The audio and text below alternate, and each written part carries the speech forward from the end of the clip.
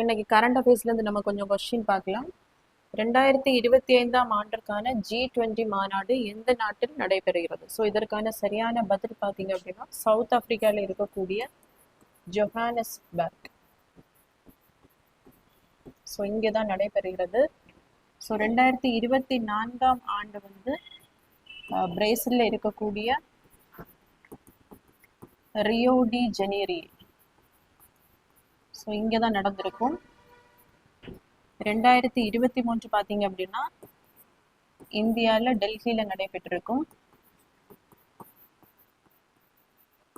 So 2022ஆம் ஆண்டு வந்து இந்தோனேஷியாவில் நடைபெற்றிருக்கும்.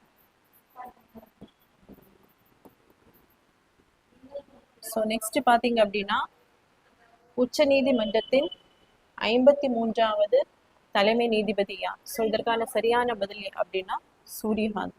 ஸோ 52வது தலைமை நீதிபதி வந்து B.R. கவாய் அவர்கள். 51 பார்த்தீங்க அப்படின்னா சஞ்சீவ் கண்ணா அவர்கள்.